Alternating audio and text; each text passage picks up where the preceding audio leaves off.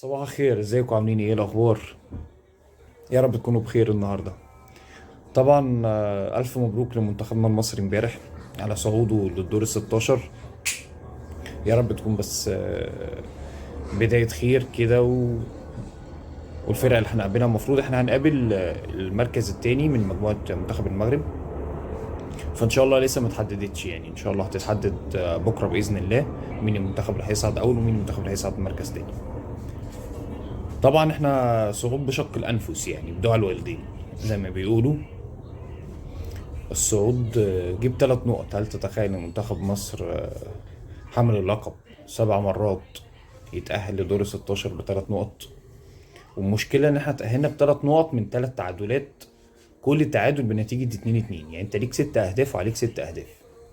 يعني انت اسوأ خط دفاع، وتعتبر من احسن خطوط الهجوم المتواجدة في البطولة. فحاجة غريبة جدا يعني في سؤال هنا للأستاذ مستر فيتوريا. يعني دلوقتي احنا خلصنا ال3 مطوشة بتوع المجموعة. بالنسبة لل3 مطوشة اللي خلصناهم بتوع المجموعة، طب انت دلوقتي المفروض بعد كل ماتش بتلعبه بتشوف ايه اخطائك في كل مباراة وبتعالجها. طب لك ان تتخيل ان ال3 مباريات هم نفس الاخطاء ونفس عدد الاهداف اللي بيخش فيك. يعني اول مباراة من مباراة موزمبيق، خطأين دفاعيين من ناحية محمد حمدي بجونين.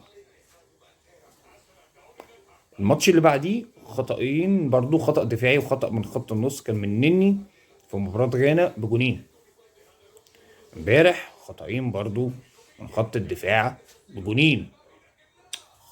طب اما تيجي تبص كده، احنا يا جماعة خلينا بس، احنا بنتكلم فني اهو، احنا مش بنهاجم حد، احنا بنتكلم باللي احنا شايفينه. اما تيجي تبص كده، انت ما بتعالجش حاجة. ايه اللي انت بتعالجه؟ انت على الله. انت بتنزل اللعيبة وشكرا على كده. مفيش جمل بتتعمل، مفيش تكتيك بيتنفذ. ما تحسش ان اللعيبه بتنفذ فكر مدير فني. طب والله العظيم احنا امبارح كسبانين يا جماعه باللعيبه اللي انا كنت بقول لكم عليها. الحلقات اللي قبل كده انا قلت لكم اللعيبه دي هتنزل، هي اللي هتكسب المنتخب، هي اللي هتوصل المنتخب. طبعا احنا وصلنا بمجهود اللعيبه اللي نزلت كانت بتلعب، بالذات تريزيجيه، ربنا يعني يكبر بخاطره، ومصطفى محمد، وامام عاشور. هي الناس دي اللي وصلتنا على فكره.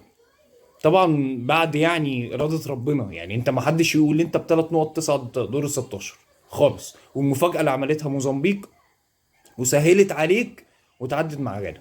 الشوط الاولاني كانت غانا كسبانه 2-0 بضربتين جزاء، الشوط الثاني موزمبيق بتعود للماتش وبتتعادل 2-2. فده برضو كرم من عند ربنا يعني. فانت صعدت بكرم ربنا. بكرم رب، ما كله بيسعى بكرم ربنا، وكله بيسعى بكرم ربنا، بس تحس لما الناس بتتعب بيبقى باين. انت مدير فني عندك ما تعبش في حاجه، تعب في ايه؟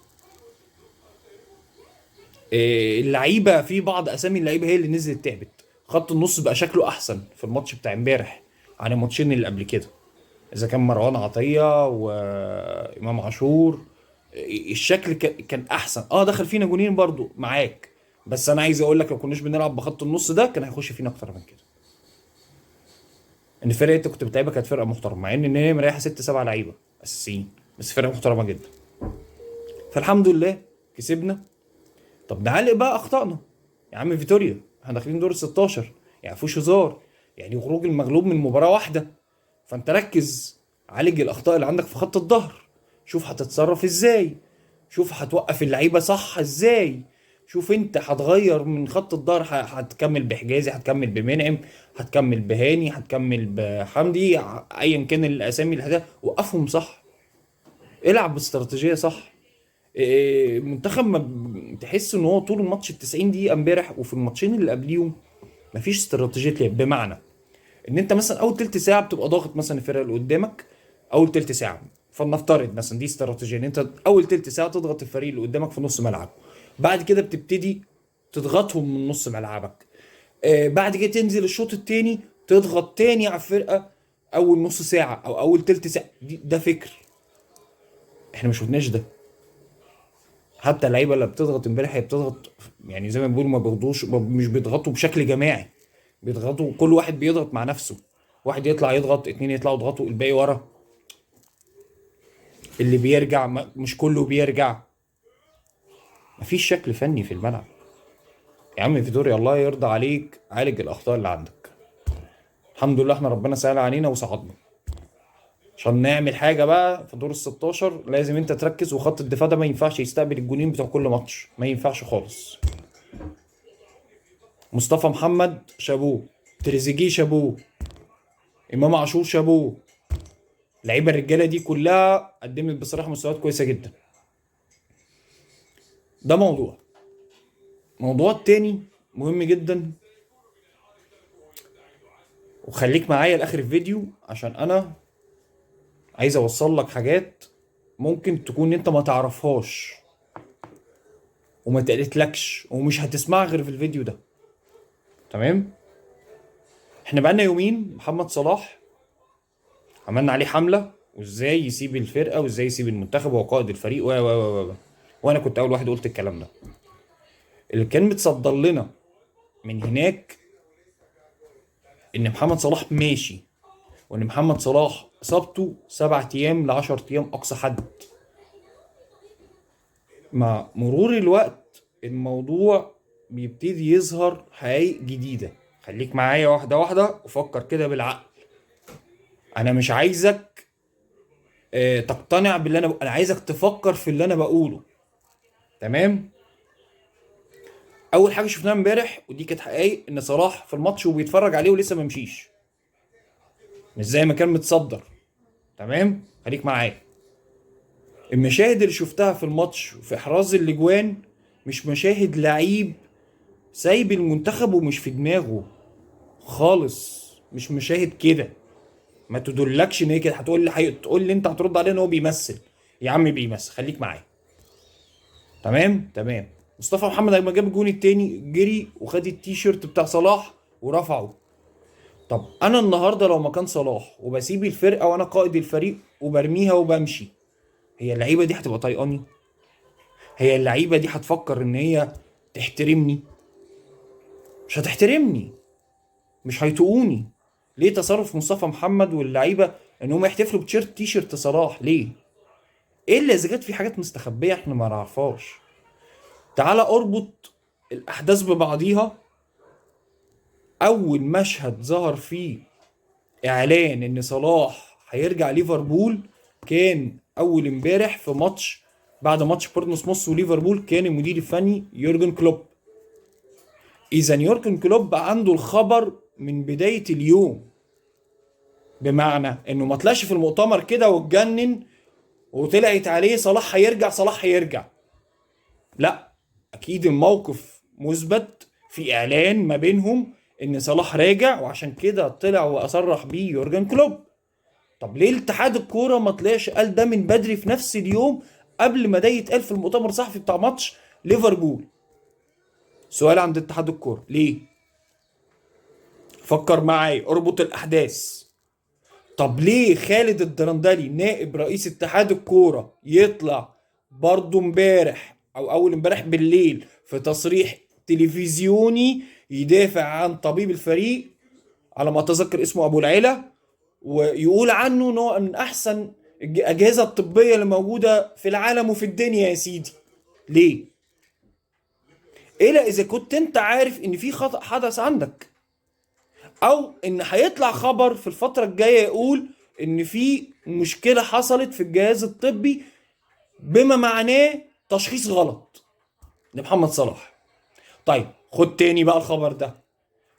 الاخبار اللي بتطلع من امبارح من قبل الماتش بشويه بساعتين ثلاثه من ليفربول، اللي هما بما معناه بيردوا هو ليه صلاح جاي ليفربول. بيقول لك فتره علاج صلاح 21 يوم، دي كارثه، مش 10 ايام. يعني لو حتى فتره علاج صلاح 21 يوم مش هيلحق اصلا اخر البطوله. انت فاهم حاجه؟ هتقول لي انت بتدافع عنه. يا عم انا ما بدافعش عنه، انا بشرح لك الاحداث اللي حصلت في الكام ساعه اللي فاتوا اللي كان فيهم تعتيم في اول الحدث. اللي المفروض دول اول حاجه يحصلوا ويظهروا، وهو ان اتحاد الكره المصري هو اللي يطلع يقول يا جماعه اصابه صلاح بتقول كذا، وان صلاح هياخد فتره العلاج بتاعت مده الاصابه دي في ليفربول. ده ما حصلش. طيب تاني حاجه، فتره العلاج بتقول 10 ايام، من اسبوع ل 10 ايام. ده ما كانش صح. فتره العلاج هتقعد ل 21 يوم، ده لو حصل ولحق كمان قبل نهائي افريقيا، ان هو ممكن بما معناه يرجع يلعب قبل نهائي افريقيا. انا بعرض لك الاحداث اللي دايره دلوقتي، ولو انت مش مصدقني ارجع ورايا ودور على التصريح بتاع خالد الدرندلي اللي اتكلم فيه تلفزيونيا اول امبارح بالليل او امبارح الصبح على ما يعني ما اتذكر. دور عليه، خبر ليفربول بيقول علاج صلاح هيحتاج 21 يوم. خلي بالك كل ده كده، الايام ما بيننا، الايام دول. هو صلاح النهارده لو راح ليفربول، هو خلاص اتفرج على الماتش امبارح والمفروض يعني ان هو مسافر النهارده ان شاء الله هيروح. هو يورجن كلوب لو هو مش مصاب هو سليم هيعدوا دكه هيلعب. الراجل بيحارب اصلا عشان مش كانش عايزه قبل البطوله يروح البطوله، هيلعب. تمام. طب لو لعب واحنا مش هنشوف، مش هنعرف الراجل ده رجع لعب امتى؟ هنعرف. السؤال هنا الغلط عند مين؟ هل عند اتحاد الكوره ولا عند محمد صلاح وهو خاين ومش قائد للمنتخب زي ما كنا بنقول؟ على فكره انا مش برجع في كلامي، انا تاني بقول لك تاني، انا بعرض لك الاحداث كلها اللي دايره اللي ما حدش هيقول لك عليها، وانت خد قرارك. انت فكر الغلط عند مين؟ هل صلاح مذنب؟ هل اتحاد الكوره مذنب وضعيف؟ شوف انت. انا مهمتي ان انا اوصل لك كل حاجه بتدور حواليك اللي ما بتقدرش انت توصل لها او ما تعرفهاش. ده سؤالي في الحلقه النهارده، ويا ريت ترد عليا في التعليقات. عايزين نوصل الفيديو دوت ل 5000 لايك. لو انت مش مشترك في القناه على اليوتيوب اشترك وفعل زر الجرس ودوس لايك. ولو انت مش مشترك معانا على الفيسبوك ادخل وخليك من متابعينا على الفيسبوك ودوس لايك. صباح الفل.